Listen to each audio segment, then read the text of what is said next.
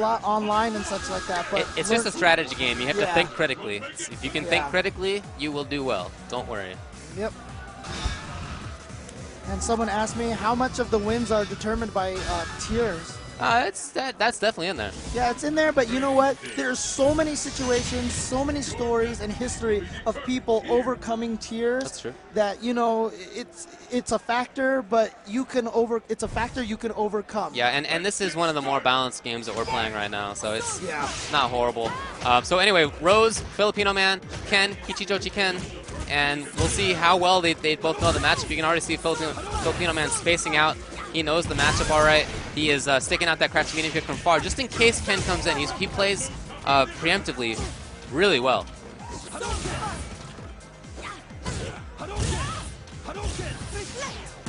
Okay, just land on that fireball. FilipinoMan, for example, he is a player who is using Rose. Rose not a very strong character in the game, right?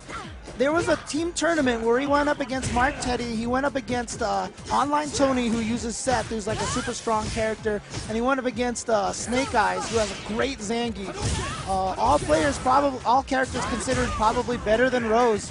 And FilipinoMan beat all three of them. I think she's better than Geef.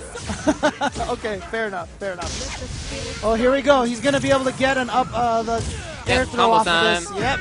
You see, he was just waiting for it. He's been in that situation so many times against Ken players. And I love when he dash to the other side of the screen to get back to the position that he needs to be in. His character is so much about fundamental positional play. Kichijojiken trying to make his way in, though. That Ken is not really a mid-range character. He has a couple buttons that can be used there, but they're better used to help him get in. He hasn't really been in that situation too many times yet. And it's mostly just because of this excellent spacing by FilipinoMan. It's tough for Kichijojiken to get around. Oh, okay, this is a chance now for him. He goes for the Dragon Punch follow-up and just a grab afterward. Tries to chip. It's safe anyway. But now here comes the orbs. Not much Ken's going to be able to do. I don't know if that's a block string sequence. No, well, I guess I don't know either. But even if it wasn't, if there had been a Dragon Punch there, he still would have gotten hit by the orb. Yeah. So whatever. Oh, Kim1234 is hanging out with this dude.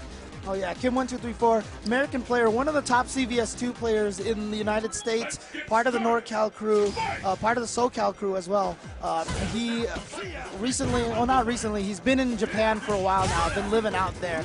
So he's become great friends with a lot of Japanese players out there.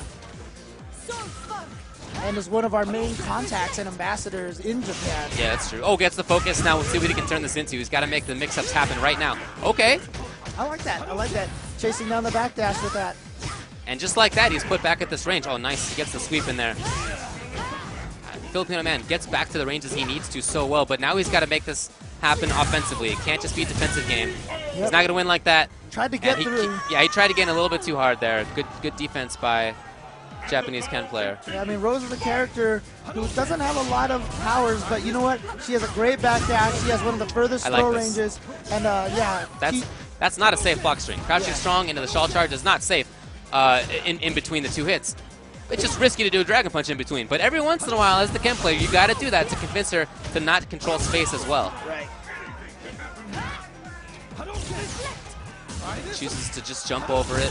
He's almost cornered FilipinoMan now. And now it's tough for her to react with reflex. Oh, really? Okay, and throws into the corner. Good stuff. Oh, but jumps into the corner, but was setting up a counter and got the crouch pierce. Not much damage. Oh, and again, not a true block string on Ken's side either. Yeah, exactly. So he was able to focus through that. Oh, he could have turned that into something big, and he didn't get it. That might end up costing him. Let's see what FilipinoMan gets here. Is he going to go for the cross-up mix-ups?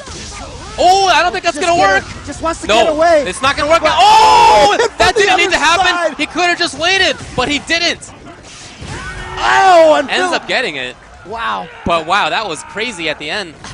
Look at FilipinoMan's face. He knows he's happy to escape. I mean, FilipinoMan plays against NGL Chris all the time, who's a strong Ken player. But maybe he's never had that situation happen. I don't know. He definitely went in a little bit too early there. This gives Kichijojiken a chance that he didn't really have before. You see how more offensively FilipinoMan is playing. when he won the first game, it was by playing very spacing heavy defensively. So I don't know about this change of play here. It's not working out right now.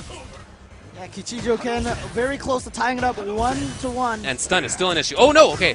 So FilipinoMan gets away. He's now got all that space to work with, which means that his character is effectively stronger. Yep. The more space she has to walk back and play, she's better, but doesn't end up mattering. 1-1. And yeah, there it is. There's Chris right there, and he's giving him some Ken advice. Oh, but it looks like Kim is giving his friend a little bit of advice too. So we'll see whether this pays off here. A little bit of a conversation there with Chris. You can see Marcus, who we saw win earlier on stream as well. Is this winners finals of their pool? I'm not sure. Yeah, it is. Okay. Yeah, I got to imagine because, again, it's very strong players on both sides. I think FilipinoMan qualified out of his pool last year, even though he had a really strong pool, if I recall correctly. Oh, my gosh. Is FilipinoMan really doing what I think he's doing? I can't believe he'd move away from Rose. That would make me so sad. I've only ever seen him play Rose in tournament. I knew he has a couple backups, but I've never seen him do it. Okay. We'll see. Good. Yeah. Oh, not that Cammy's potentially a bad pick. It's just kind of weird that I haven't seen him play another character before. So even if it's a not quite as good a matchup for your character, if you know everything about your character, you can make it work a little bit better than if you just have a better matchup for yourself without knowing all the ins and outs. Yeah, you can pick. I mean, Cammy obviously a better character than Rose, right? But there are characters that just fit you like a glove. They just work with your personality, with your mindset. Yeah. So even if you pick a character who's better than your character, it's sometimes you will do worse with that character just because they do not work for you as well. And that is a reason why you don't always want to just pick the best character in the game because they might not suit your style. So I like FilipinoMan going back to this more patient, distance-heavy game because that's what won him the first one. He's going to get through there? Yep, he is. I mean, he basically activated that Ultra and got a free read during that, the freeze animation. Right, yeah, you can see what's happening during that time. Yeah, so he saw that Ken was just starting to throw a fireball, so he knew he had a time to jump over and punish it properly. Oh, nice anti-air. Stand fierce. That's when you know your character, when you bring out buttons like that. That's not a normal thing. Oh, nice reflex. Good. That's a great EX fireball right there. Yeah, good stuff. You could see that Kichijojiken was starting to really go to that mid-range game and see whether he could just chip FilipinoMan into making a bad decision, but FilipinoMan had EX, burned right through the fireball. All right, here comes Ken. Gets the sweep afterward. He can still make this happen and just misses the sweep. Yeah. I mean, that's a tough combo. Usually you see people like, for example, you see Momochi always go into crouch short uppercut on the cross-up hurricane instead. Interesting that he went for the sweep. Oh, and he gets a couple. Let's get afterward. Oh, stays in front, I think. And now he's in front again. Oh, good throw tech. Oh, wow, that was a gutsy dash. What's the mix-up? Oh, but then the uppercut. It's one of these setups where it looks like it's a cross-up, and it looks like your opponent's going to land behind you, but he was going to stay in front. Hey, Kichijojiken was just mashing out Dragon Punch, and it worked out. So now we go down to the final round. Unfortunately, jump light attacks cause so much less hit stun that it's harder to combo off of. Kichijo knew that. That's why he was mashing the uppercut. Oh, here we go. Big damage with Kichijo. Oh, that's not throwable. The close stand forward to avoid the throw. So smart. And you see him get to the other side of the corner there first. Oh, EX burns right through. Can he keep it up? And FilipinoMan gets away, which is great for him. Unfortunate, though, for Kichijo. He's got to make his way in. He has some life to do it with. Yeah, and he's using the shawl to absorb the fireball sometimes because it gives him more super meter. He really wants that super meter so that he has access to at least EX moves or an FADC, which is so important and great. Oh, man, Dragon Punch FADC now. Ultra 1 because he went to it, and I didn't even notice it. And it was counter hit, and that is going to be it. And FilipinoMan cannot wait to jump off that stage. He has been sent to loser's bracket. Kichijojiken qualifies in winner's side with Dragon Punch FADC Ultra. I wonder if even FilipinoMan had noticed that, because if you know that, if you see that, your reaction to the Dragon Punch, the Fierce Dragon Punch, has to be a little different. You have to play around it a little different because you have to expect that if it hits, you're going to take a lot more damage than if it wasn't there. Yeah, and especially on counter hit too, because then he gets the full animation like he just did. That's right. And we talked about frames a little bit earlier: startup, active, recovery frames. So everything that leads up to the active frames is the startup. All right, so that's before your move hits. If you get hit during those startup frames, the game registers what's called a counter hit. And the counter hit basically adds damage and adds real to it. So normally when you get hit by a move, you reel for a certain amount of frames. If you get counter hit, you reel for a few extra frames, which allows combos that don't normally work. And of well, course, thanks to one of our sponsors, Broken Tier, who has always been a very strong sponsor in the fighting game community ever since starting. Premier fighting game T-shirts and peripheral and paraphernalia. I should say. That's right. Yeah, you can get 20% off with the code EVO2013 this weekend only. You can check them out at brokentier.com. See one of the shirts that they have there. Life is too short for bad matchups.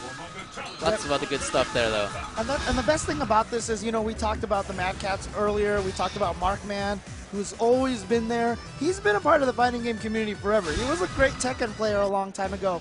Broken Tier, run by Paul Kugler, a.k.a. Kugi, another great member of the fighting game community. We are a community born and bred, you know, of fighting game players, and it's just such a great set of people. All right, this is XSK Samurai. Oh, they're checking buttons. Okay. So MC Marvelous Customs, AC XSK Samurai, who plays out of Fresno in the middle of California. Down way at the bottom of California is where Chris King is from, San Diego, where he's one of the best Vega players. So his Vega has done well in the past at various tournaments. XSK Samurai's Ryu has gone from being solid to being one of the best in the country. He did really well at just the other, not too long ago, at Northwest Majors, where he got, I believe, 2nd place. So strong player. We're in winners finals of this pool.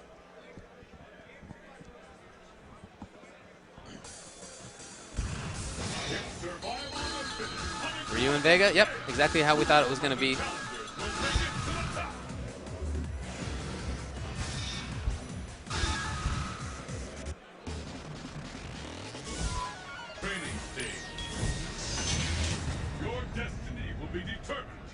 So this is another match where it's all about the zone for Vega.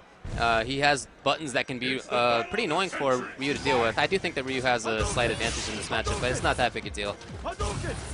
You can see the mobility from Vega, his crouching strong, his stand short, his stand medium kick are going to be really important to him in this match. Whereas for Samurai, using the fireball, not really to zone, but more to kind of back Vega up so that he can get a knockdown situation, a corner situation, something like that. Yeah, so far this is really how Chris King wants to be playing. Wow, that's a big risk to take right there. But, you know, it's one of those message descends, and it's early on in a round. He has a life lead. So even if XSK Samurai had blocked it, the punish would have been minimal, and you're sending a message. You're telling XSK Samurai you're willing to do that. Right. So now he may be a little bit more careful. Oh, great punish. Don't build meter or screen away from a Vega with EX meter. Oh, he did the jump strong to just get over it. That's pretty sweet. And this is exactly how Chris wants to play this. He's staying. Oh, nice confirm. He sees it. And is he just going to go back to defense? Oh, that was a free punish. Yeah. Surprised he didn't take it. But he ends up taking the round anyway. Would have been a free crouching strong. And Mikey doesn't look too concerned. You can see him on the right there, a.k.a. XSK Samurai.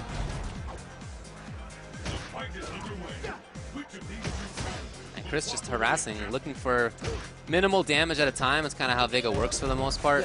Yeah. He can do significant damage, but it takes very weird setups for that to actually happen. He's definitely a minimum damage character. Oh! Why? Why would you do that? But, you know, he gets away from it pretty unscathed.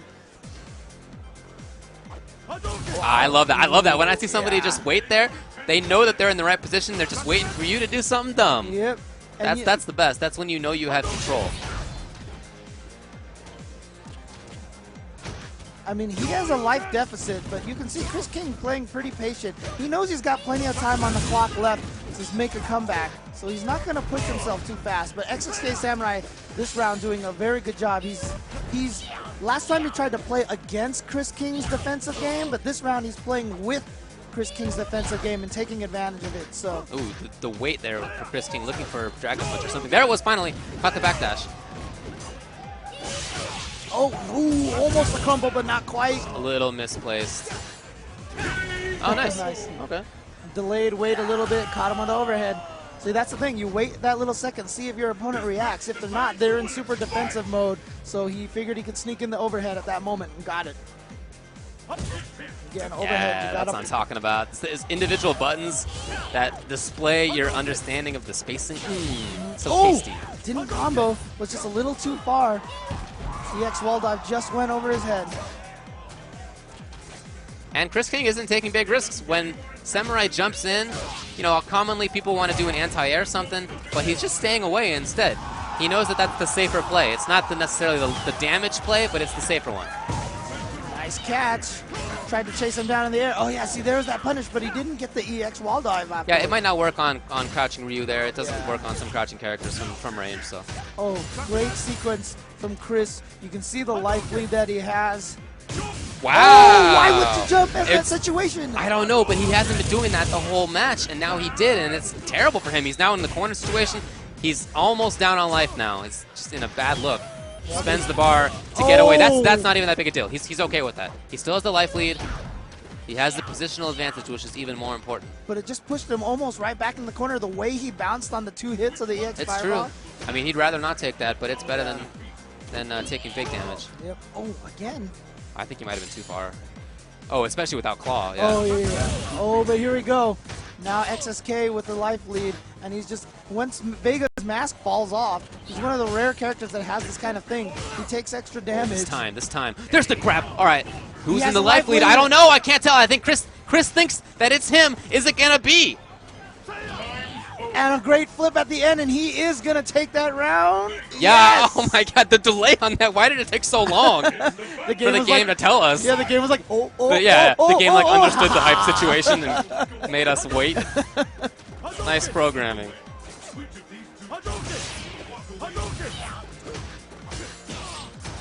So Chris does take it. And XSK Samurai, who got second place at Northwest Majors, he's had good showings lately.